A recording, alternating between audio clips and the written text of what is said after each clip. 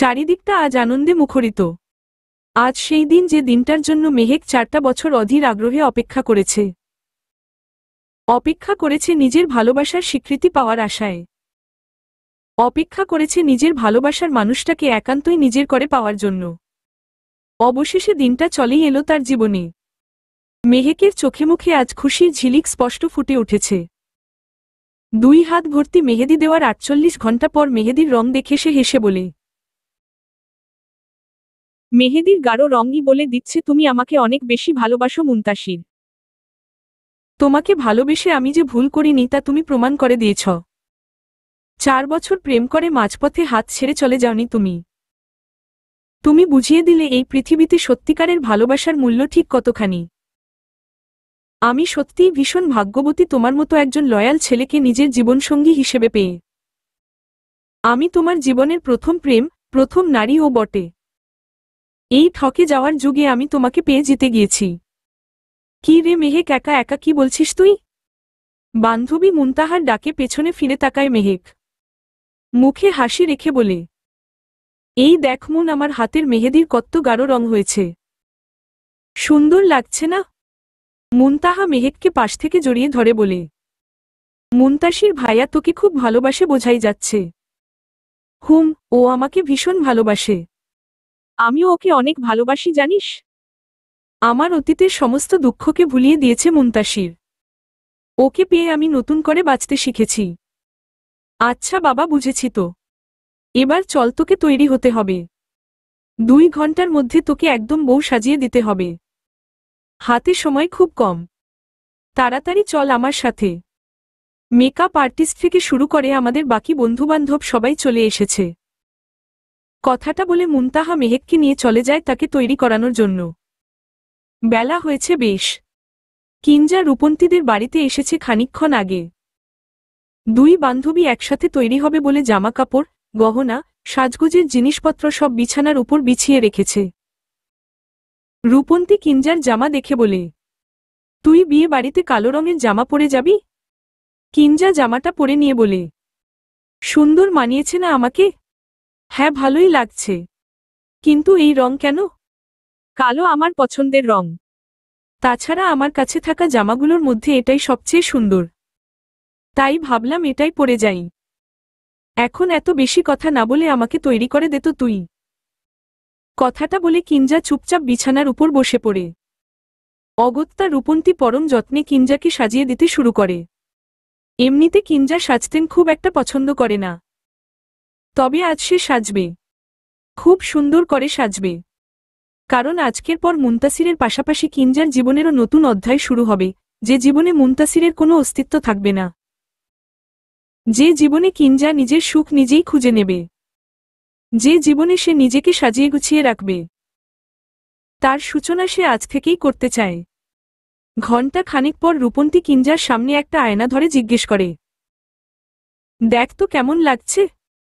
কিঞ্জা আয়নার দিকে তাকিয়ে মিষ্টি হেসে বলে, নিজের প্রেমে তো নিজেই পড়ে যাচ্ছি ভাই।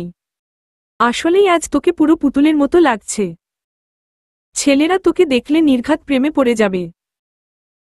কালো রঙের জামার সাথে হালকা smoky eye, bold red lips, সরু নাকের ডগায় হাইলাইটার চিকচিক করছে। গালের দুপাশে ব্লাশন দেওয়ায় কিঞ্জার সৌন্দর্য যেন দ্বিগুণ হয়ে ফুটে উঠেছে। হালকা সাজ, তবুও তাকে অপরূপ সুন্দর লাগছে আজ। কিঞ্জা আয়না রেখে কানে একটা দুল পরে নেয়। হাতে চুড়ি আর 2টা আংটি পরে রূপন্তীকে বলে, চুলগুলো কিভাবে বাঁধলে ভালো লাগবে বলতো? চুলগুলো খোলা রাখো। আর কানের পাশে একটা ফুল গুজে নে। ঠিক আছে। এবার তুইও তৈরি হয়ে নে। রূপন্তী খুব সুন্দর একটা নীল রঙের জামা পরে নেয়। গতকাল থেকে সে বেশ ফুরফুরে মেজাজে আছে। গতরাতে ফারহানের সাথে তার কি কথা হয়েছে তা কিঞ্জা জানে না। তবে সে এতটুকু আন্দাজ করতে পেরেছে যা হয়েছে ভালোই হয়েছে। নয়তো রূপন্তীকে এতটা খুশি দেখাতো না আজ। বান্ধবীকে হাসি খুশি থাকতে দেখে কিঞ্জার মনটাও ভালো হয়ে যায়। সে তো এতদিন রূপন্তীকে এভাবেই দেখতে চেয়েছিল। 2 বান্ধবী তৈরি হয়ে বেরিয়ে যায় মুনতাসিরদের বাড়ির উদ্দেশ্যে। সেখান থেকে একসঙ্গে সবাই কনের বাড়িতে যাবে। বাড়ির চৈকাট পেরিয়ে ভেতরে ঢুকতেই সারা দৌড়ে এসে কিঞ্জাকে জড়িয়ে ধরে উৎফুল্ল স্বরে বলে, আপু তোমাকে তো আজ অনেক সুন্দর লাগছে। তুমি সাজো না কেন বলো তো? সাজলে তোমাকে একদম পুতুলের মতো সুন্দর লাগে। যদিও তুমি এমনিতেই দেখতে অনেক সুন্দর। কিঞ্জা সারার কথায় হেসে বলে, তোমাকেও আজ পরীর মতো সুন্দর লাগছে। তুমি আর রূপন্তী আপু আসছিলে না বলে আমার বোরিং লাগছিল। কথাটা বলে রূপন্তীর দিকে তাকিয়ে সারা বলে ওঠে, আরে নীল পরী। রূপন্তী লজ্জা পেয়ে বলে, কি যে বলো না তুমি। সত্যি বলছি তোমাকে একদম পরীর মতো লাগছে। তাদের তিনজনের কথা বলার মাঝেই ফারহান মুনতাসিরকে নিয়ে সেখানে হাজির হয়। সাথে তাদের বন্ধুবান্ধবও আছে। এখনই সবাই বের হবে কনের বাড়ির উদ্দেশ্যে। মুনতাসির কিঞ্জার দিকে তাকিয়ে স্থির হয়ে যায়। কিঞ্জার দিক থেকে যেন তার চোখ জোড়া সরছেই না। এই কি সেই মেয়ে যার দিকে মুনতাসির ফিরেও তাকায়নি কখনো? এই কি সেই মেয়ে যাকে নিজের স্ত্রী হিসেবে কখনোই ভাবতে পারেনি সে? কিঞ্জাকে আজ এমন রূপে দেখে মুনতাসির কয়েক মুহূর্তের জন্য ভুলে যায় সে বিয়ে করতে যাচ্ছে। তার কেন যেন মনে হচ্ছে স্বপ্নে দেখা সেই মেয়েটা আজ তার সামনেই দাঁড়িয়ে আছে। ফারহান মুনতাসিরকে হালকা ধাক্কা দিয়ে বলে, কি হলো ভাইয়া? তুমি দাঁড়িয়ে গেলে কেন? ফারহানের ডাকে হুঁশ ফেরে মুনতাসিরের। সে কিঞ্জার দিক থেকে চোখ সরিয়ে বলে, না কিছু না, চল তোরা। তুমি তোমার বন্ধুদের সাথে গিয়ে গাড়িতে বসো, আমি একটু পর আসছি। কথাটা বলে ফারহান কিঞ্জা আর রূপন্তী যেখানে দাঁড়িয়ে আছে সেখানে চলে যায়। দুই বান্ধবী মিলে কি আজ ছেলেদের রাতের ঘুম হারাম করার পরিকল্পনা করেছিস নাকি? কিঞ্জা মুখে হাত দিয়ে হাসতে হাসতে উত্তর দেয়, না রে, শুধু তোর রাতের ঘুম হারাম করার জন্য সাজিয়েছি ওকে। বাকিদের ঘুম হারাম না হলেও চলবে। কথাটা শুনে রূপন্তী মুচকি হাসে। তার হাসি দেখে ফারহান বুকে হাত রেখে বলে, কেউ একজন বোধহয় শুধু আমার রাতের ঘুম হারাম করতে চায় না, সাথে হার্টবিটও বাড়িয়ে দিতে চায়। বলা যায় না, দু একটা হার্টবিট মিস হয়েও যেতে পারে। আজ যেন রূপন্তীর লজ্জা পাওয়ার দিন। ক্ষণে ক্ষণে সে এক একজনের কথা শুনে লজ্জা পাচ্ছে আর নুয়ে যাচ্ছে। রূপন্তীর এমন অবস্থা দেখে কিঞ্জা বলে, এত লজ্জা পেলে তোর গাল দুটো টমেটোর মতো লাল হয়ে যাবে ভাই। কিন্তু তুই তো এত লজ্জাবতী ছিলি না। তুই এমন লজ্জাবতী হলি কবে থেকে? রূপন্তী কিঞ্জার পিঠে আলতো একটা থাপ্পড় মেরে বলে, ধুর, মজা নিস না তো। রুবি হাওলাদার কোথা থেকে যেন ব্যতিব্যস্ত হয়ে এসে কিঞ্জাদের তাড়া দিতে দিতে বলে, তোরা এখনো এখানে দাঁড়িয়ে আছিস কেন? তাড়াতাড়ি গাড়িতে ওঠ, দেরি হয়ে যাচ্ছে তো। ফারহান সবাইকে নিয়ে গাড়িতে উঠতে গেলে কিঞ্জা থমকে দাঁড়ায়। গাড়ির ভেতর তার মা বসে আছে। না, সে শুধু একা বসে নেই, সাথে তার বর্তমান স্বামী এবং সন্তানও আছে। তাদের দেখে অস্বস্তিতে পড়ে যায় সে। পরিস্থিতি বুঝতে পেরে ফারহান বলে, কিঞ্জা তুই এক কাজ কর, তুই মুনতাসির ভাইয়ার গাড়িতে গিয়ে বসো। আমি সারা আর রূপন্তীকে নিয়ে আসছি, আমরা একসাথে যাব। রুবি হাওলাদার খানিকটা অবাক হয়ে বলে, ওরা মুনতাসিরের সাথে যাবে না তো? ওই গাড়িতে বেশি জায়গা নেই আর। বড় আম্মু তুমি চিন্তা করো না, আমি ওখান থেকে তিনজনকে এই গাড়িতে এসে বসতে বলছি। মুনতাসির ভাইয়ার বন্ধুরা এই গাড়িতে যাক, আমরা ভাইয়ার সাথে যাব। কথাটা বলে ফারহান এগিয়ে আসে রুবি হাওলাদারের কাছে। তারপর ফিসফিস আওয়াজে বলে, এই গাড়িতে কিঞ্জার মা আছে। শুধু উনি থাকলেও হতো, কিন্তু এখানে তো উনার পরিবারও আছে। বিষয়টা কিঞ্জার জন্য অস্বস্তিকর। তুমি প্লিজ আমাদের ওই গাড়িতে বসার ব্যবস্থা করে দাও। পরিস্থিতি বুঝতে পেরে রুবি হাওলাদার মিজানুর রহমানের সাথে কথা বলে কিঞ্জা, রূপন্তী আর সারাকে মুনতাসিরের গাড়িতে বসিয়ে দেয়। ফারহানের তো এমনিতেও মুনতাসিরের সাথেই যাওয়ার কথা ছিল, তাই আর সমস্যা হয় না। কিন্তু এক সমস্যা থেকে বাঁচতে কিঞ্জা যেন আরেক সমস্যার সম্মুখীন হয়। মুনতাসিরের পাশে সারা এবং সারা পাশেই তাকে বসতে দেওয়া হয়েছে। এক অস্বস্তি থেকে বাঁচতে গিয়ে সে আরেক অস্বস্তিকর পরিস্থিতিতে আটকা পড়ে গিয়েছে। সারা রাস্তা কিঞ্জা কারোর সাথে একটা কথাও বলেনি। তবে সে এটা ঠিকই বুঝতে পেরেছে মুনতাসির খানিকক্ষণ পরপরই তার দিকে তাকাচ্ছে। বিষয়টা তার জন্য অস্বস্তিকর হলেও সে বিষয়টা নিয়ে তেমন ভাবে না। কনের বাড়িতে বেশ খানিকক্ষণ আগে এসে পৌঁছেছে সবাই। কিঞ্জা রূপন্তী আর সারাকে নিয়ে আশপাশটা ঘুরে ঘুরে দেখছিল। তখনই পেছনে থেকে একজন ডেকে ওঠে, কিঞ্জা। কিঞ্জা তার ডাকে পেছনে ফিরে তাকায়। সামনে তার মা নামক মানুষটা দাঁড়িয়ে আছে। কিঞ্জা রিমা হাওলাদারকে দেখে তেমন কোনো প্রতিক্রিয়া দেখায় না, চোখ ঘুরিয়ে নেয়। রিমা হাওলাদার মেয়ের কাছে এসে বলেন, কেমন আছো মা? কিঞ্জা গম্ভীর স্বরে জবাব দেয়, আলহামদুলিল্লাহ ভালো আছি। বাবার শেষ সময়ে এলে না কেন? এত অভিমান তোমার? আপনাকে কে বলল আমি অভিমান করে যাইনি? আমি যাইনি তার কারণ আমি ওই মানুষটাকে ঘৃণা করি। আর শুধু তাকে না, আমি আপনাকেও ঘৃণা করি। তার মানে কি তুমি আমার মৃত্যুরও খবর শুনলেও আমাকে শেষবারের মতো দেখতে যাবে না? হয়তো না। কথাটা বলার সময় হঠাৎ করেই কিঞ্জার কণ্ঠস্বর কেঁপে ওঠে। রিমা হাওলাদারের চোখ ভিজে ওঠে মেয়ের এহেন কথায়। তিনি আর কিছু বলার সুযোগ পান না। কিঞ্জা তার আগেই সেই স্থান ছেড়ে অন্যত্র চলে যায়। ইতোমধ্যেই বর এবং কনেকে স্টেজের উপর পাশাপাশি বসানো হয়েছে। কাজী সাহেবও চলে এসেছেন। মেহেক খুশিমনে মুনতাসিরের দিকে তাকিয়ে খেয়াল করে মুনতাসির অন্য মনস্ক হয়ে আছে। তাই মেহেক চাপা স্বরে জিজ্ঞেস করে, কি হয়েছে তোমার? তোমাকে দেখে অন্য মনস্ক লাগছে। কিছু কি হয়েছে? মুনতাসির মেহেকের দিকে তাকিয়ে জবাব দেয়, উহু কিছু হয়নি। সত্যি তো? আমি তোমাকে মিথ্যা বলবো কেন মেহেক? আচ্ছা এসব ছাড়ো। আমাকে বিয়ের সাজে কেমন লাগছে বললে না তো? অনেক সুন্দর লাগছে। না দেখেই বলে দিলে? তুমি আমার চেখে সবসময়ই সুন্দর। কথাটা শুনে মেহেক মুচকি হাসে। কিঞ্জা রূপন্তীর হাত ধরে স্টেজের উপর এসে মেহেক আর মুনতাসিরের মাঝে দাঁড়িয়ে বলে, সুন্দর করে একটা ছবি তুলে দে তো আমাদের। কিঞ্জাকে দেখে মেহেক মুনতাসিরকে জিজ্ঞেস করে, ওকে? আগে তো কখনো দেখিনি ওকে।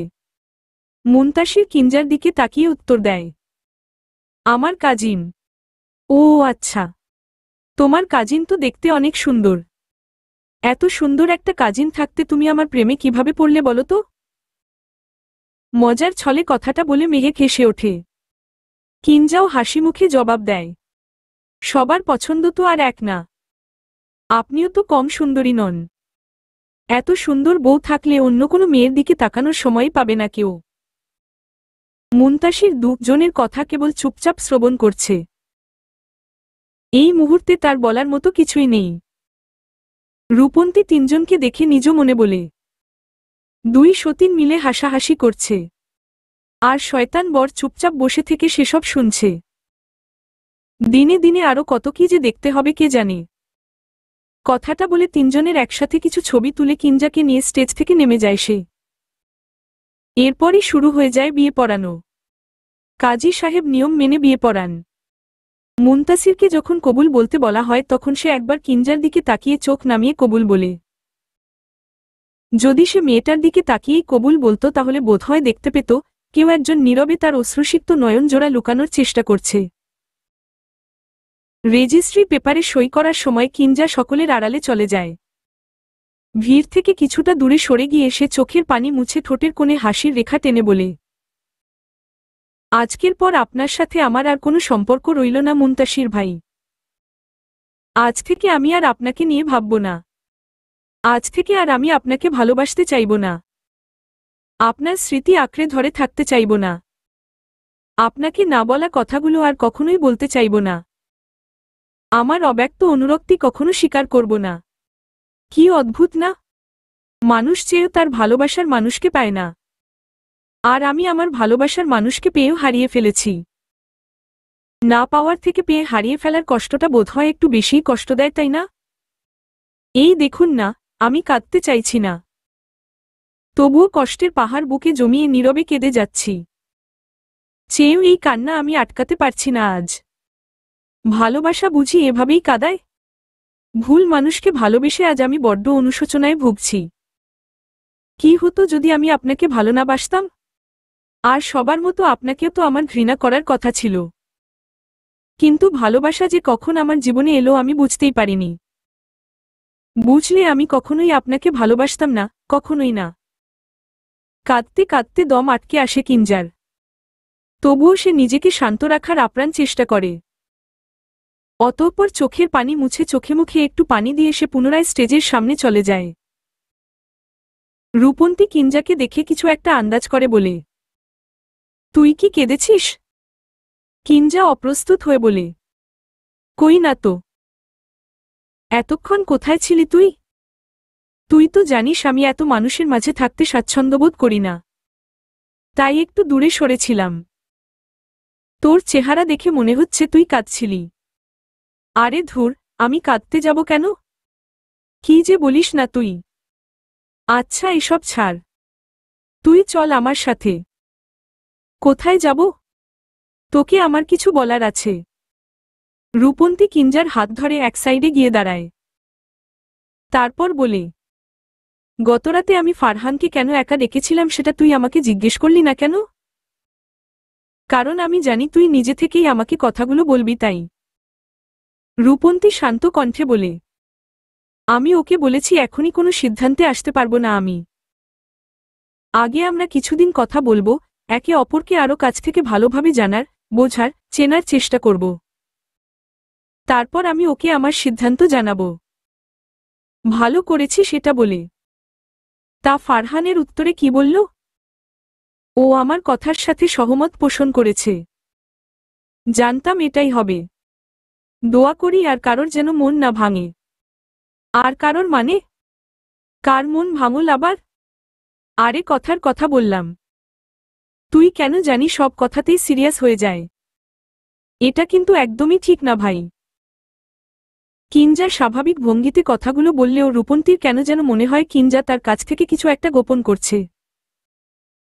তবুও সে আর কথা বাড়ায় না। বিয়ে বাড়ির অনুষ্ঠান প্রায় শেষের পথে, সন্ধে গড়িয়ে রাত হয়েছে বেশ। কনের বিদায়ের পালাও চলে এলো অবশেষে।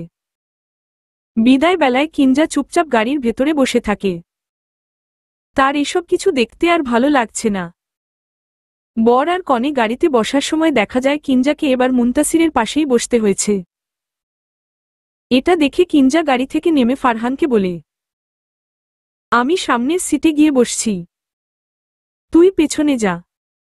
ফারহান কিঞ্জার কথামতো পেছনের সিটে গিয়ে বসে মুনতাসিরের পাশে।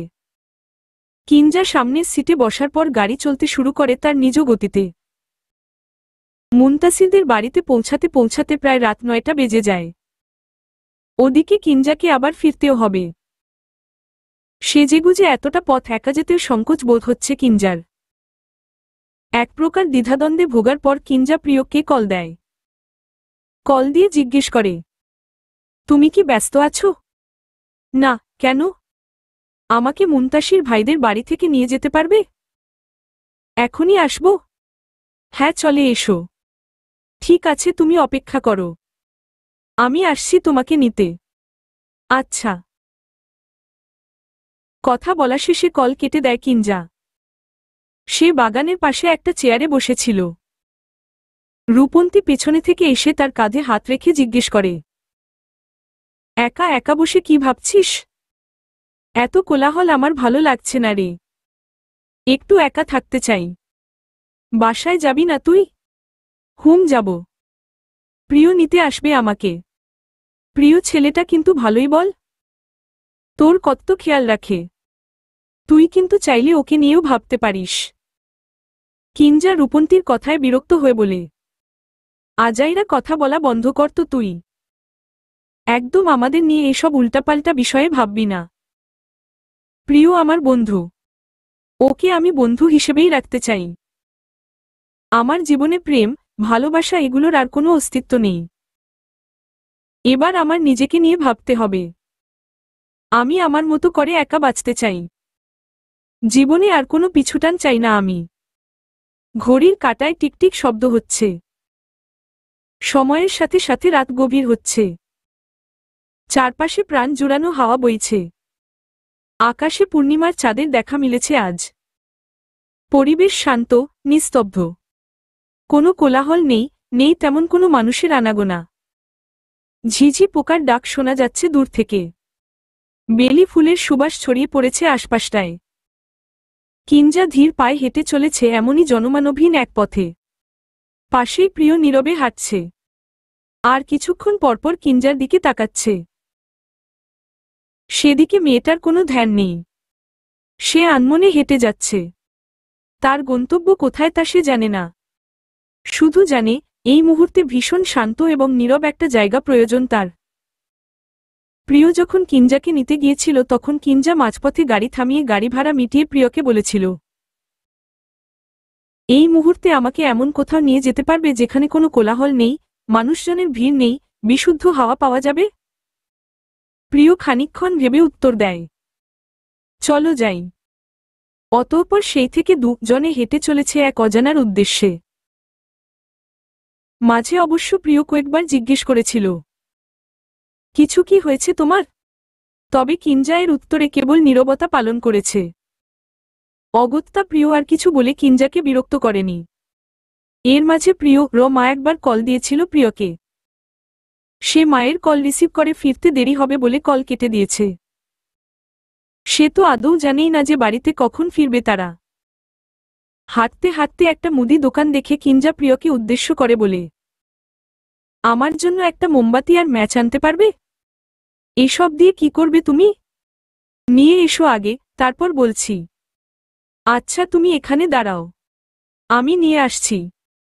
রাস্তার ওপারে গিয়ে মোমবাতি আর ম্যাচবক্স কিনে এনে সেগুলো কিঞ্জার হাতে দিয়ে প্রিয় পুনরায় বলে, এবার বলো এসব দিয়ে কি করবে? কিঞ্জা যেখানে দাঁড়িয়েছিল সেখানেই একটা বেলি ফুলের গাছ লাগানো। কিঞ্জা মাটি থেকে একটা ফুল তুলে নিয়ে কানের পিঠে গুজে দেয়। বেশ অনেকক্ষণ আগেই এলোমেলো চুলগুলো একত্রিত করে খোপা বেঁধেছে সে।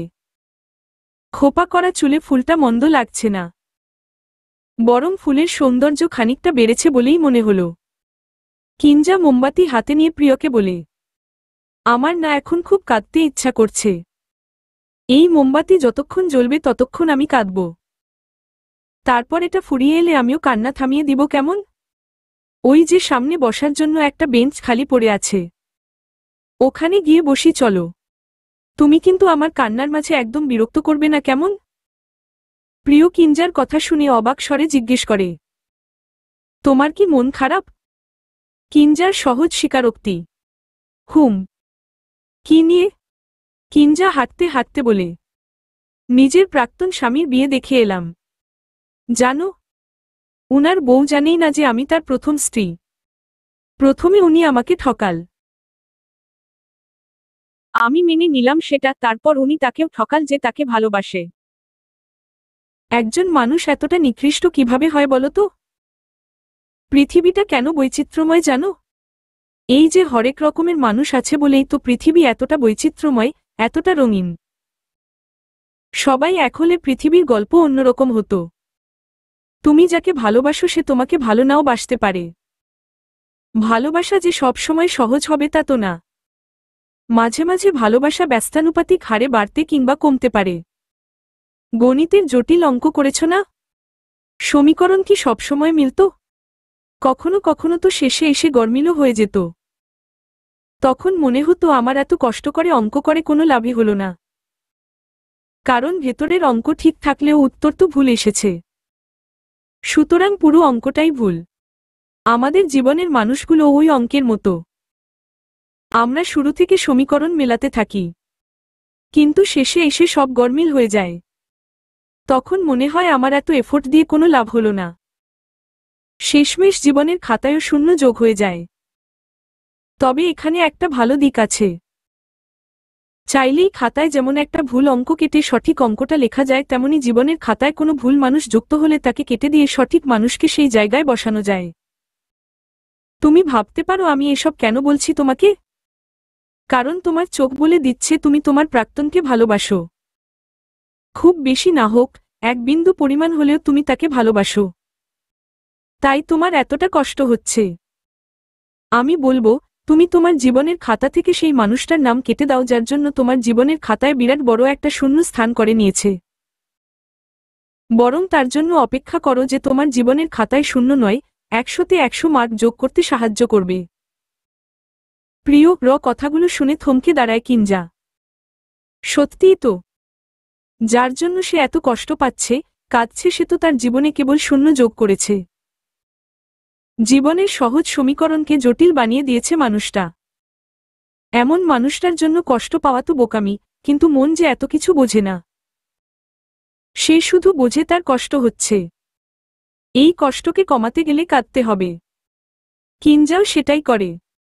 মোমবাতি জ্বালিয়ে হাতের উপর নিয়ে দীর্ঘশ্বাস ছেড়ে বলে, আজ মনটা বড্ড ভার হয়ে আছে, আজ কেঁদে নি, কাল থেকে না হয় জীবনের সমীকরণ মেলাতে ব্যস্ত হয়ে পড়ব।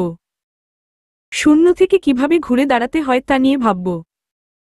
প্রিয় কিঞ্জার পাশে বসে শীতল কণ্ঠে বলে, কাঁদলে মন হালকা হয়, আজ মনে ভরে কেঁদে নাও, তবে আগামীকাল যেন আজকের মতো না হয়। বর্তমানে যা হচ্ছে তা ভবিষ্যতে গিয়ে অতীতে রূপ নেবে। আর অতীত ভেবে বর্তমান নষ্ট করা শুধু বোকামি নয়, চরম বোকামি। আশা করি তুমি এমন বোকামি করবে না। কিঞ্জা মাথা নাড়িয়ে অন্যদিকে ফিরে তাকায়। আজ তার পুরনো কথাগুলো অনেক মনে পড়ছে।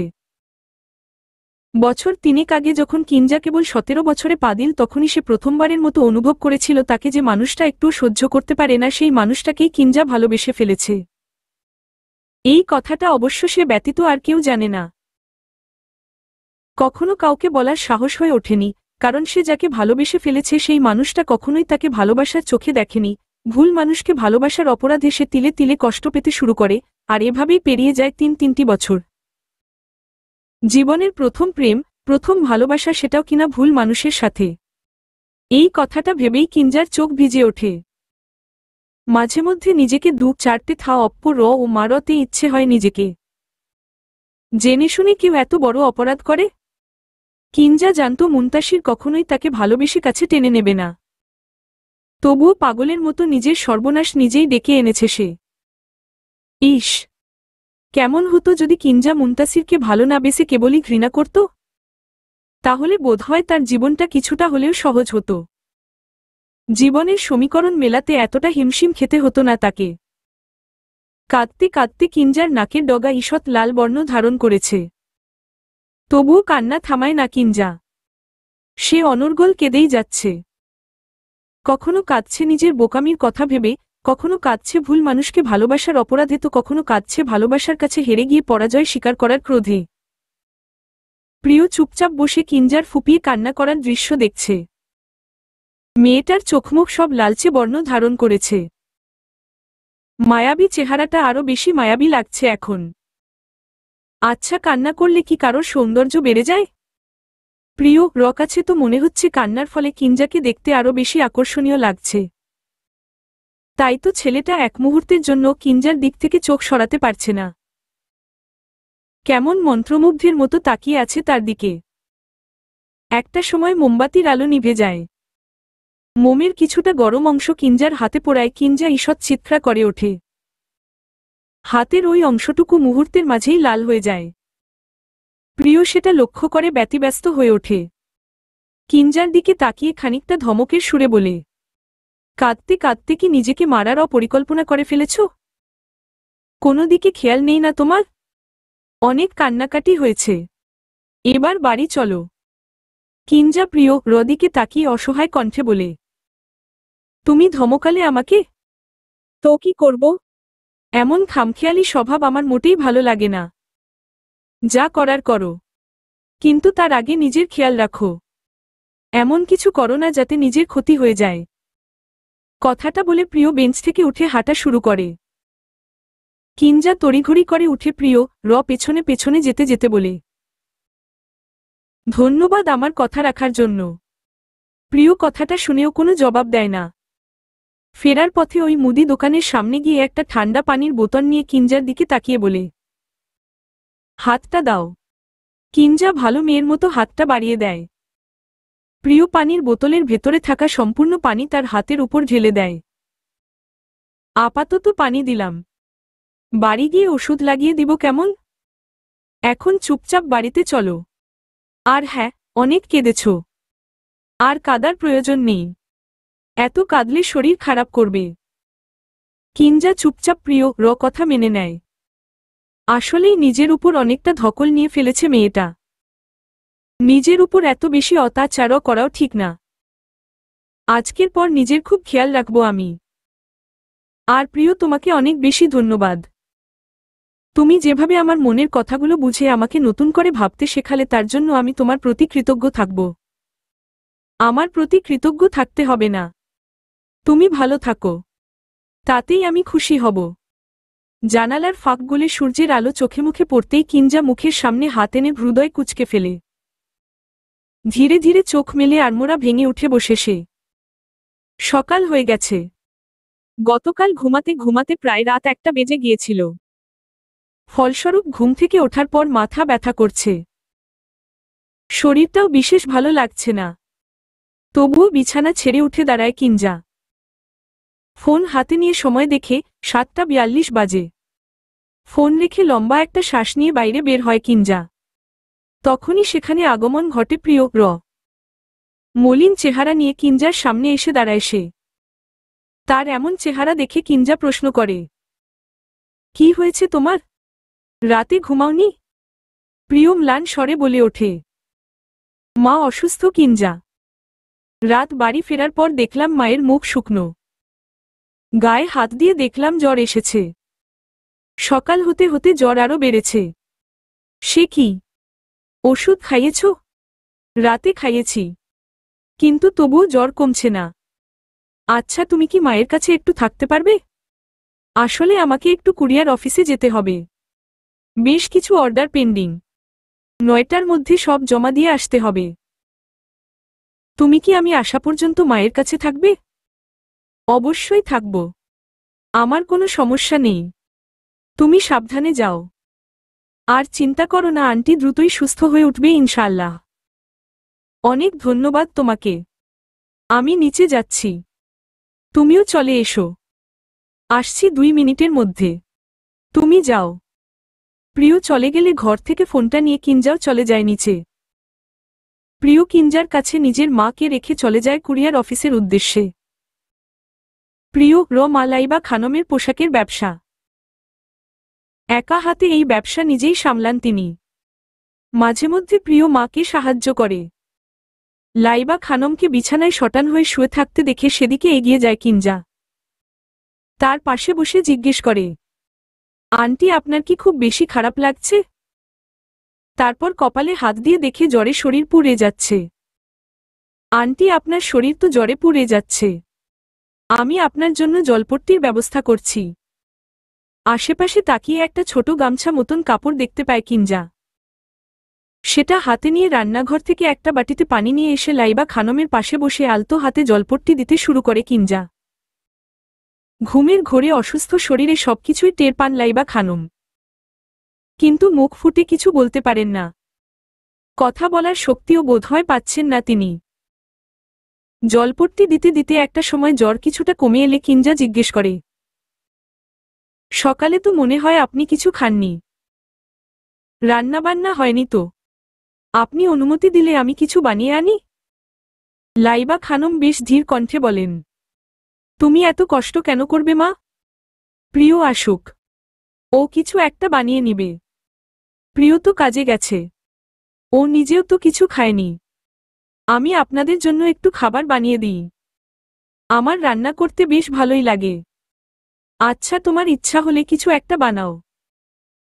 রান্নাঘরে গিয়ে দেখ সবকিছু গোছানো আছে। কিঞ্জা খুশিমনে রান্নাঘরে গিয়ে প্রথমে সবকিছু দেখে নেয়। সাজানো গোছানো রান্নাঘর। কিঞ্জা কি রান্না করবে ভাবতে ভাবতে চাল ধুয়ে চুলার উপর বসিয়ে দেয়। তারপর পেঁয়াজ, মরিচ, রসুন, ধনেপাতা সবকিছু কেটে নেয়। ঝাল ঝাল রসুন ভর্তা, মরিচ ভর্তা এমন জ্বর মুখে ভালো লাগে। সাথে একটু মাছের ঝোল হলে মন্দ হয় না। মাছের কথা মনে হতেই লাইবা খানমের কাছে ছুটে আসে কিঞ্জা। আন্টি, মাছ আছে ঘরে? হ্যাঁ, ডিপ ফ্রিজে রুই মাছ আছে 4-5 পিস। মাছ বের করি?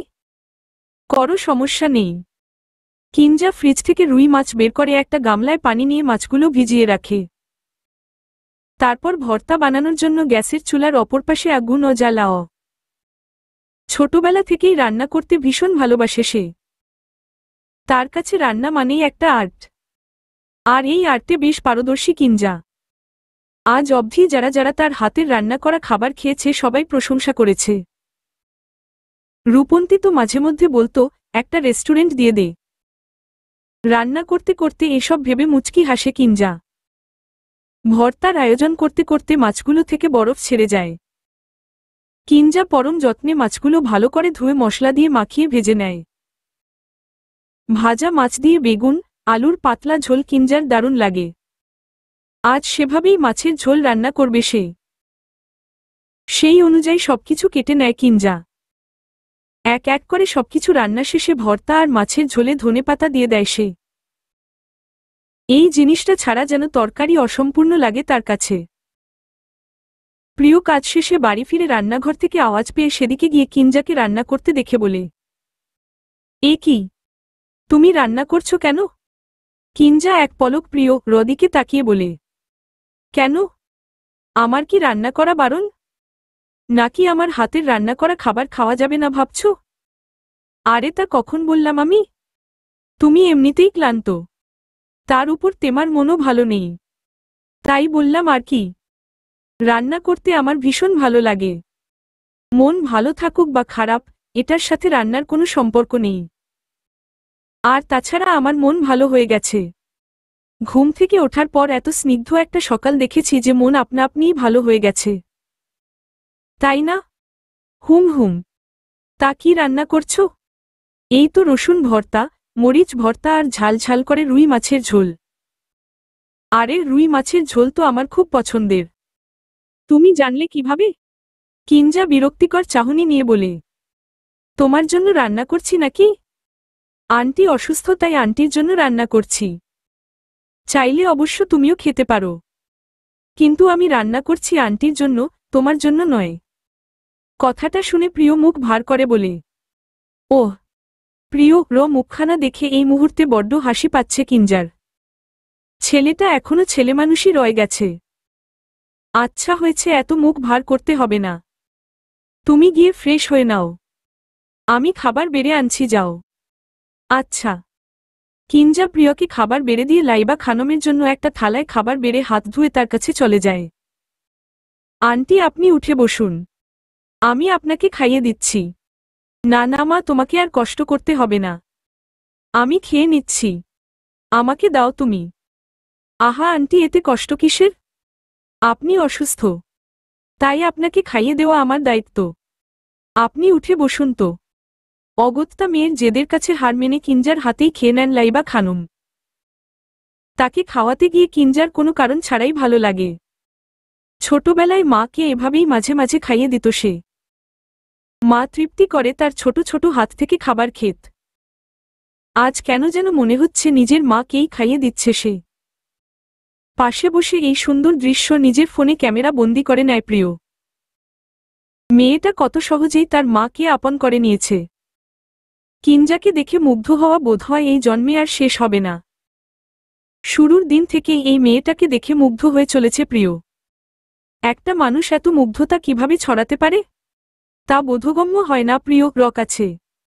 খাওয়ানো শেষে কিঞ্জা প্রিয়র দিকে তাকিয়ে বলে, ওষুধ কোথায়?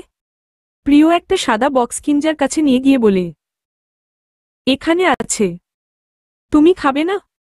তুমিও চলো, একসাথে খেয়ে নিই। তারপর তো তুমি ভার্সিটিতে যাবে। আজ একাই চলে যাও তুমি, আমি মায়ের কাছে থাকবো আজ। আমিও থাকব। ভার্সিটিতে যাবে না তুমি? না, আন্টির কাছেই থাকি আজ। আচ্ছা ফ্রেশ হয়ে এসো, যাও, একসাথেই খাই আজ। ঠিক আছে। খাওয়া দাওয়ার পর্ব শেষে কিঞ্জা রান্নাঘরে গিয়ে 2 কাপ চা বানিয়ে নিয়ে আসে। তারপর 1 কাপ চা প্রিয়র হাতে দিয়ে বলে, চলো ছাদে যাই। এখন তো ছাদে অনেক রোদ, একপাশে গাছ আছে না, ওখানে ছায়া আছে, তাহলে চলো, চা খেতে খেতে গল্পও করা হবে।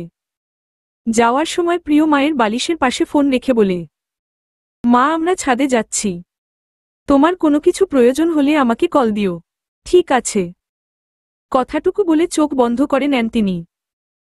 এখন ঘুমানো দরকার একটু। ছাদে এসে কিঞ্জা দেওয়ালের সাথে হেলান দিয়ে বসে প্রিয়কে জিজ্ঞেস করে, আন্টি কি এই ব্যবসা একা হাতেই সামলায়? হ্যাঁ, আজ থেকে 14 বছর আগে মা নিজ হাতে জামাকাপড় বানিয়ে দিত সবাইকে।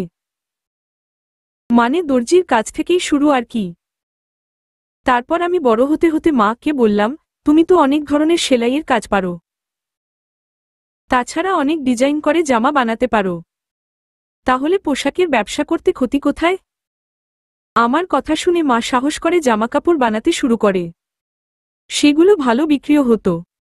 তারপর অনলাইনের যুগ এলো। আমি একটা পেজ তৈরি করে সেখানে মায়ের বানানো বিভিন্ন ধরনের জামার ছবি, ভিডিও দিতে শুরু করলাম। এভাবেই ধীরে ধীরে শুরু হলো আমাদের অনলাইন বিজনেসের যাত্রা। এদিকে আশেপাশের মানুষজন তো মায়ের থেকে জামাকাপড় বানিয়ে নেয়। অনেক আগে থেকেই কি তোমরা একা থাকো? হ্যাঁ, এই কাহিনী অনেক লম্বা, তোমাকে অন্য একদিন বলবনি। আচ্ছা। রতা কোক্ত হাত নিয়ে মাথা নিচু করে বসে আছে প্রিয়। একটু আগেই সে বিরাট এক কাণ্ড ঘটিয়ে ফেলেছে। কিঞ্জা প্রিয় রদিকে এক নজর তাকিয়ে নজর সরিয়ে নেয়। সে এই মুহূর্তে ব্যস্ত প্রিয় হাতে ব্যান্ডেজ করে দিতে। ক্রিমিনোলজির স্টুডেন্ট নিজেই ক্রাইম করছে, এটা মেনে নেওয়া কতটুকু যৌক্তিক স্যার? কিঞ্জার কণ্ঠে তীব্র রাগের ঝাঁঝ অনুভব করে প্রিয় কিছু বলতে পারে না। তার এমন নিশ্চুপ থাকা কিঞ্জার রাগ আরও খানিকটা বাড়িয়ে দেয়। তোমাকে কে বলেছিল ওদের সাথে মারামারি করতে? কেন করলে এমনটা বলো তো? এবার প্রিয় কিঞ্জার চোখে চোখ রাখে, তার চোখ দুটো লাল হয়ে আছে, যেন এক্ষুনি চোখ থেকে রক্ত ঝরবে। কণ্ঠে গভীরতা রেখে প্রিয় কিঞ্জার দিকে তাকিয়ে বলে ওঠে, তোমাকে কেউ আঘাত করতে এলে তা আমি কিভাবে চুপচাপ সহ্য করব? তাই বলে এভাবে রতারতি কাণ্ড ঘটিয়ে ফেলবে? আমি কি শুরুতে পরিস্থিতি সামাল দিতে চাইনি? কিঞ্জা কিছু মুহূর্ত আগের কথা ভেবে চুপ হয়ে যায়। কারণ প্রিয় সত্যি সত্যি কথা বলে পুরো বিষয়টা সমাধান করতে চেয়েছিল। কিন্তু অসভ্য ছেলেরা তাতে কোনোভাবেই রাজি হয়নি। ফলস্বরূপ এত কিছু হয়ে গেল। কিছুক্ষণ আগের ঘটনা। ভার্সিটি থেকে বের হওয়ার সময় আচানক কয়েকজন কিঞ্জার পথ আটকে দাঁড়ায়। আজ রূপন্তী আসেনি। প্রিয় লাইব্রেরি কাজ থাকায় কিঞ্জা একাই বাইরে দাঁড়িয়ে অপেক্ষা করছিল প্রিয় জন্য। এমন সময় সেদিন যাদের সাথে কিঞ্জার ঝামেলা হয়েছিল তারা সামনে এসে দাঁড়ায়। এসেই অসভ্যতামি করতে শুরু করে।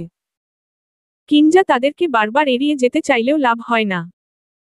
জিসান নামের ছেলেটা কিঞ্জার ওড়না ধরে টানাটানি করতে করতে বলে, সেদিন তো খুব ভাব দেখাইছিস, আজ তোর এমন অবস্থা করব যে নিজের চেহারা দেখে নিজেই চমকে উঠবি, আর কখনো মাথা উঁচু করে বাইরে বের হতে পারবি না। কিঞ্জার আগে ফুঁসতে ফুঁসতে দাঁতে দাঁত চেপে বলে, সেদিনের কথা ভুলে গিয়েছিস? হ্যাঁ, বাঁচতে চাইলে সরে দাঁড়া। সামির কিঞ্জার সামনে এসে অট্টহাসি হেসে বলে, আহারে আমার বাবুটা, আমরা তো খুব ভয় পেয়ে গেলাম তোর এমন হুমকিতে, তাই না? আজ যদি তোর সমস্ত দেমাগ মাটির সাথে মিশিয়ে না দিয়েছি তাহলে আমার নামও সামির রায়হান নয়। কথাটা বলে কিঞ্জাকে থাওয়াপ্পুর মারতে গেলে প্রিয় দ্রুত এগিয়ে এসে সামিরের হাত ধরে ফেলে। সামির প্রিয়কে একবার দেখে নিয়ে বলে, তুই কে বে? হিরোগিরি দেখাতে এসেছিস নাকি? আমাদের পথ থেকে সরে দাঁড়া, নয়তো এর ফল কিন্তু ভালো হবে না। প্রিয় কিঞ্জার সামনে দাঁড়িয়ে শান্ত কণ্ঠে বলে, এভাবে দিনে দুপুরে একজন মেয়েকে হেনস্থা করার সাহস কোথায় পেলেন আপনারা? ছেড়ে দিন ওকে। জিসান প্রিয়কে ধাক্কা মেরে বলে, ছাড়ব না। কি করবি তুই? দেখুন ভাইয়া, আমরা এখানে পড়াশোনা করতে এসেছি, ঝামেলায় জোড়াতে আসিনি। ও যদি কোনো ভুল করে থাকে তার জন্য আমি মাফ চাইছি। দয়া করে ওর কোনো ক্ষতি করবেন না, যেতে দিন আমাদের। সামিরের সাথে থাকা আরেক বন্ধু কবির প্রিয়কে দেখিয়ে বলে, আরে সামির দেখ, ছেলেটা মনে হয় এখনই কেঁদে ফেলবে। বাচ্চা ছেলে তো, ওকে কিছু করিস না। এই মেয়েটাকে তুলে নিয়ে চল শুধু, বাকিটা আমরা দেখে নিচ্ছি। ভালো আইডিয়া, তাহলে এটাই করা যাক। আজ আমাদের রাতের সঙ্গী হবে এই বাঘিনী। কথাটা বলে বিশ্রী আওয়াজে হেসে ওঠে সামির। অতঃপর প্রিয়কে সরিয়ে কিঞ্জার হাত ধরে তাকে টানতে টানতে গাড়ির দিকে নিয়ে যেতে শুরু করে। কিঞ্জা হাজার চেষ্টা করেও নিজেকে মুক্ত করতে পারে না সামিরের হাত থেকে। প্রিয় আশেপাশে তাকিয়ে দেখে সবাই চুপচাপ দাঁড়িয়ে বিনোদন নিচ্ছে, যেন এখন সার্কাস চলছে। এসব দেখে একটা তপ্ত শ্বাস ছেড়ে প্রিয় এগিয়ে যায় কিঞ্জার দিকে। গিয়ে কিঞ্জার অপর হাত টেনে ধরে। সামির সেটা দেখে বিরক্ত হয়ে বলে, দেখ ভাই, তোর সাথে আমাদের কোনো ঝামেলা নেই, তাই এসব থেকে দূরে থাক তুই।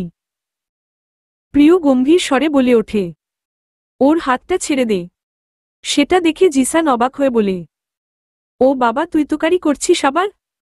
খুব সাহস বেড়েছে নাকি রে তোর? প্রিয় সেদিকে পাত্তা না দিয়ে পুনরায় বলে ওঠে, ওর হাতটা ছেড়ে দে। সামির আরো শক্ত করে কিঞ্জার হাত ধরে বলে, ছাড় না। কি করবি তুই? হাতে ব্যথা পাওয়ায় মৃদু স্বরে চিৎকার করে কিঞ্জা। প্রিয়তা দেখে নিজেকে আর নিয়ন্ত্রণ করতে পারে না। চোখ বন্ধ করে সজোরে লাথি মারে সামিরের বুক বরাবর। বুকে ব্যথা পাওয়ায় তৎক্ষণাৎ কিঞ্জার হাত ছেড়ে দেয় সে। অতঃপর লুটিয়ে পড়ে মাটিতে। জিসান সামিরকে পড়ে যেতে দেখে চিল্লাতে চিল্লাতে প্রিয়কে মারতে উদ্যত হলে প্রিয় তার নাক বরাবর একটা ঘুষি মেরে দেয়। পাশেই একটা তারের খুঁটি ছিল, সেখানে জিসানকে নিয়ে গিয়ে তার মাথা ধরে খুঁটির সাথে লাগিয়ে দেয় প্রিয়। মাথা ও আঘাত লাগায় সেখানেই অজ্ঞান হয়ে যায় সে। এসব দেখে কবির নিজের প্যান্টের পকেট থেকে একটা ছুরি বের করে প্রিয়কে আঘাত করতে গেলে প্রিয় এক হাতে ছুরি ধরে অন্য হাতে কবিরকে এলোপাথারি থা অপ্প রমের এ মাটিতে শুইয়ে দিয়ে দাঁতে দাঁত চেপে বলে, খুব শখ না মেয়েদের ভোগপণ্য বানানোর? আজকের পর যদি আর কখনো কিঞ্জার আশেপাশে তোদের দেখি তাহলে জান নিয়ে ফিরতে পারবি না, কথাটা মনে রাখবি। কথাটা বলে কবিরের দুই উরুর মাঝ বরাবর একটা লাথি মেরে উঠে দাঁড়ায় প্রিয়। কিঞ্জা চুপচাপ একটা জায়গায় দাঁড়িয়ে সবটা দেখে যাচ্ছে। ঘটনাগুলো এত দ্রুত ঘটছে যে সে কি বলবে বা কি করবে কিছুই বুঝে উঠতে পারছে না। সে কিছু বুঝে ওঠার আগেই সামির ঝড়ের গতিতে উঠে এসে প্রিয় হাত বরাবর ছুরি দিয়ে আঘাত করে। আচানক এমন আঘাতে চিৎকার করে ওঠে প্রিয়।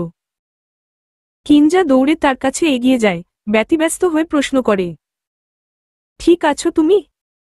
প্রিয় এই প্রশ্নের কোনো জবাব না দিয়ে সামিরের দিকে এগিয়ে যায়। তারপর সামিরের কলার ধরে সমানে থা অপ্প মারতে শুরু করে। একটা পর্যায়ে গিয়ে সামিরের নাক থেকে রক্ত পড়তে শুরু করে। কি বলছিলি তুই তখন? ওকে রাতের সঙ্গী বানাবি? আমি বেঁচে থাকতে ওর গায়ে কেউ একটা আঁচড়ও দিতে পারবে না। কিঞ্জা যতবার বিপদে পড়বে প্রিয় ততবার ওর ঢাল হয়ে ওর সামনে এসে দাঁড়াবে।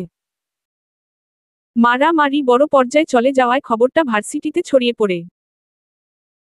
ভার্সিটির বাকি সব শিক্ষার্থী, প্রফেসর সবাই মিলে এগিয়ে এসে প্রিয় আর কিঞ্জাকে নিরাপদ জায়গায় টেনে নিয়ে যায়। বাকিরা সামিরদের আটকে রেখে পুলিশে কল করে। একদিকে প্রিয় হাত থেকে রক্ত পড়ছে, অন্যদিকে কিঞ্জা ঘোরের মাঝে চলে গিয়েছে। যে প্রিয়কে সে সবসময় শান্ত থাকতে দেখেছে তার এমন রূপ কিঞ্জার মেনে নিতে বেশ কষ্ট হচ্ছে। এই ঘটেছে কিছুক্ষণ আগে। তারপর তো কিঞ্জা প্রিয়কে টেনে নিয়ে গিয়ে ভার্সিটির কমন রুমে বসে হাতে ব্যান্ডেজ করে দিতে শুরু করে আর উপরোক্ত প্রশ্নগুলো করে। ব্যান্ডেজ করে দেওয়া শেষে কিঞ্জা প্রিয়কে বলে, কেন নিজের বিপদ ডেকে নিয়ে এলে বলো তো? তোমার জন্য সব করতে পারি আমি, সব। কথাটা কিঞ্জা স্বাভাবিকভাবে নিলেও প্রিয় কথাটা বলার সময় একরাশ আবেগ নিয়ে বলেছে তা তার চোখ দুটো দেখেই আন্দাজ করা যায়। কিঞ্জা দীর্ঘশ্বাস ছেড়ে প্রিয়কে বলে, কোনটা আসল তুমি? প্রতিদিন যে শান্ত ছেলেটাকে দেখি সেটা আসল তুমি? নাকি আজ যে রাগী, অশান্ত, অসম্ভব রকমের সাহসী একজনকে দেখলাম সেটা তুমি? প্রিয় হালকা হেসে জবাব দেয়, দুই সত্তা মিলিয়েই আমি। তুমি জানো, আমি মাত্র 7 বছর বয়সে আমার বাবাকে মেরে ঘরছাড়া হয়েছিলাম। অবশ্য তাকে আমি পুরোপুরি শেষ করতে পারিনি। ঠিক সময়ে হাসপাতালে নিয়ে যাওয়ায় সে বেঁচে গিয়েছে। কিন্তু সে মরে গেলেই আমি বেশি খুশি হতাম। আমি ছোট থেকেই ভীষণ রকমের জেদি। মারপিট, ঝামেলা এগুলো আমার নিত্যদিনের সঙ্গী ছিল। এই যে আমাকে এতটা শান্ত রূপে দেখে, এই রূপের প্রকাশ ঘটেছে আজ থেকে 4-5 বছর আগে। তার আগে অবধি আমি এক অন্য আমি ছিলাম। সালটা 2010। বাবা মায়ের একমাত্র সন্তান রায়ান। যদিও ছেলেটা বাবা মায়ের আদরের সন্তান, তবে জন্মের পর থেকেই যেন সে এক অদ্ভুত পরিবেশে বড় হয়ে উঠেছে। বাবা মায়ের সম্পর্কের টানাপোড়েন দেখতে দেখতে বড় হয়ে উঠেছে সে। সেদিন ছিল রায়ানের ষষ্ঠ জন্মবার্ষিকী। প্রতিবার জন্মদিনে নানারকম আয়োজন থাকলেও সেবার কোনো আয়োজন করা হলো না। সকাল থেকেই বাবার দেখা মেলেনি। বাবা উইশ করেনি বলে রায়ানের সে কি মন খারাপ। মা অবশ্য সকাল সকাল ছেলের জন্য পায়েস বানিয়েছিল বটে, কিন্তু মায়ের চোখে পানি দেখে সেই পায়েস আর গলা দিয়ে নামেনি ছোট্ট ছেলেটার। বাবা বাড়ি ফিরল বেশ রাত করে। রায়ান তখন নিজের ঘরে মন খারাপ করে বসেছিল। হঠাৎ মায়ের চিৎকারে কেঁপে ওঠে সে। আজকের দিনটাও মানুষটা ছাড় দিল না। প্রায় দিনই মায়ের গায়ে হাত তোলে সে। রায়ান একটু একটু বুঝতে পারে কি চলে ঘরের বাইরে, তবে সে ভয় বের হয় না। একবার বের হয়েছিল। বাবা তখন ভীষণ রেগেছিল। ছেলেকে দেখেও তার রাগ কমেনি। অগত্যা মায়ের পাশাপাশি সেদিন তার গায়েও হাত তুলেছিল মানুষটা। সেই থেকে ভয় আর বের হয় না রায়ান। তবে আজ মা একটু বেশিই চিৎকার করছে, কাঁদছে। তাই তো ঘরে আর বসে থাকতে পারল না সে। ভয় ভয় ঘরের দরজা খুলে বের হলো সে। বের হয়ে দেখল তার বাবা তার মা কে একটা লাঠি দিয়ে ইচ্ছেমতো মারছে। মাটিতে শুয়ে রেখে মায়ের চুলগুলো টেনে ধরে গালে পরপর কয়েকটা থাপ্পড় রও বসিয়ে দিল। রায়ান ছুটে গেল সেদিকে। বাবাকে অনেক অনুরোধ করল মাকে ছেড়ে দেওয়ার জন্য, কিন্তু সে ছাড়ল না। মাকে এভাবে মারও খেতে দেখে বেজায় রেগে গেল বাচ্চা ছেলেটা। বাবাকে কিভাবে আটকাবে ভাবতে ভাবতে টেবিলের উপরে থাকা একটা অ্যান্টিক ফুলদানি তুলে নিয়ে সজোরে বাবার মাথার পেছনে দিকটায় আঘাত করল সে। বাবা ব্যথায় চিৎকার করে মাটিতে ঢলে পড়ল। মা ভয় পেয়ে গেল। মানুষটার কিছু হলে ছেলেটারও যে বড় বিপদ। নিজের মারেরও ব্যথা ভুলে সে ছেলেকে নিয়ে তড়িঘড়ি বাড়ি থেকে বেরিয়ে গেল। আশেপাশে সবাইকে ডেকে এনে বাবা নামক মানুষটাকে হাসপাতালে নিয়ে গেল। বাচ্চা ছেলেটা তখন ভয় মায়ের বুকে মাঝে মিশে আছে। আশেপাশের অনেকে বলতে শুরু করল, ছেলে হয়ে বাবাকে মেরেছে। এমন সন্তান জন্ম দেওয়ায় তো পাপ। অথচ কেউ জানল না ছেলেটা বাবাকে নয় বরং এক নর পশুকে শেষ করতে চেয়েছিল আজ। কেউ জানতে চাইলও না অবশ্য। সকলে নিজেদের মতো করে কথা সাজিয়ে বলতে শুরু করল। আশেপাশের সবার এত এত বাজে কথা শুনে মা তার ছোট্ট ছানাকে নিয়ে ভাইয়ের বাড়িতে গিয়ে উঠল। কয়েকদিন সেখানে বেশ আরামেই থাকল। তারপরই বেঁধে গেল বিপত্তি। বাবা হাসপাতাল থেকে ফিরে মায়ের কাছে ডিভোর্স পেপার পৌঁছে দিল। সাথে এও বলে দিল ওই ছেলেকে সে আর কখনো গ্রহণ করবে না। মরে গেলেও আর কখনো ফিরে তাকাবে না তার দিকে। দিশেহারা মা তখন ছেলের কথা ভেবে আর ফিরে গেল না মানুষটার কাছে। ডিভোর্স পেপারে সই করে দিল। অতঃপর ডিভোর্সি মহিলাকে ঘিরে শুরু হলো নতুন শোরগোল। দিন নেই রাত নেই মানুষটাকে সবাই যা নয় তাই বলতে শুরু করল। ভাই ভাবিরও বিরক্তির কারণ হয়ে উঠল তারা দুজন। ভাবি তো তাকে কাজের লোক বানিয়ে রাখল। তবুও সব মুখ বুজে সহ্য করে গেল মা। কারণ সে তো মা। ছেলের কথা ভেবে নিজের জীবন বিসর্জন দিতেও সে সদা প্রস্তুত ছিল। আর এভাবেই কেটে গেল কয়েক মাস। মানুষের নানা কথা, মামা মামির অবহেলা, সময়ে অসময়ে কোনো কারণ ছাড়াই মারা খাওয়া এসব যেন নিত্যদিনের ঘটনায় পরিণত হল রায়ানের কাছে। কথাগুলো বলতে বলতে কণ্ঠস্বর ভারী হয়ে এলো প্রিয় কিঞ্জা নীরবে সবটা শুনছে। তার দৃষ্টি মাটির দিকে স্থির। মেয়েটার চোখ থেকে অঝরে পানি ঝরছে। এতদিন সে ভাবত তার চেয়ে বড় দুঃখী বোধ হয় আর কেউ নেই। কিন্তু এখানে তো প্রিয় গল্প ভিন্ন কথায় বলছে। নাক টেনে কিঞ্জা প্রিয় দিকে তাকালো একবার। তারপর বলল, তারপর কি হলো? প্রিয় আকাশের দিকে চেয়ে দীর্ঘশ্বাস ছাড়ল।